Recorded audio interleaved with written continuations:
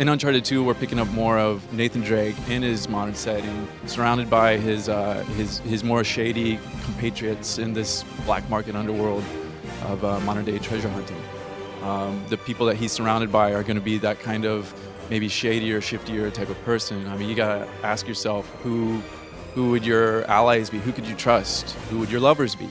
So Nathan Drake's picked up on some clues. One of his buddies from the smuggling black market world has pulled him into an adventure and said, "Hey, I got this clue. I got this sort of this line on some big treasure, which is specifically the Chintamani stone, which is the holy grail of the Buddhist mythology. It's sort of the wishing stone in Buddhist mythology." So he then starts the adventure with a compatriot inside of a museum, looking to do something a little bit shadier. You see him in his natural environment, so he's doing something that is basically criminal, and that's kind of an interesting thing to see. You know, Drake's character. He's a criminal, but maybe a criminal with a conscience. We're hoping to show Drake a little bit more in modern-day settings, so you're going to see him traversing a real wide range, a breadth of different environments. From, you know, down in somewhere in a South Pacific island, he's going to have to go to a swamp to find some sort of lost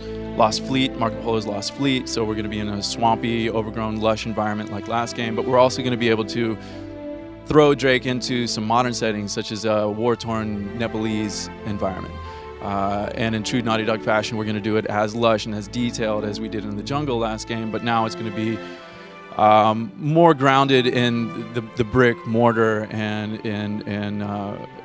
concrete environments that you haven't seen in Uncharted 1. So it's going to move from that into some Himalaya environments. You're going to be on a moving train, careening and rocking through flat plains and up into the Himalayas. You're going to go through tunnels and then mountain ranges.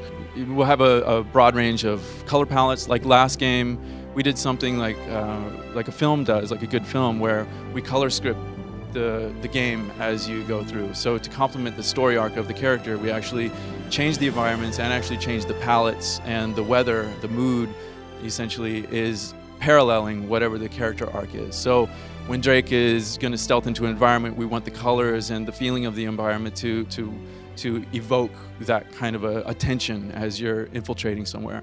And you know, if he's on his last leg and he's possibly been injured, horribly, mortally wounded, then we want the weather, we want the saturation to be pulled out of the environment. We want the weather to pick up. I've succeeded in my last goal, and I get to a vista point, and I'm able to look out upon something. And as a goal for a player accomplishing something, that we want to reward you with a beautiful vista and gorgeous colors.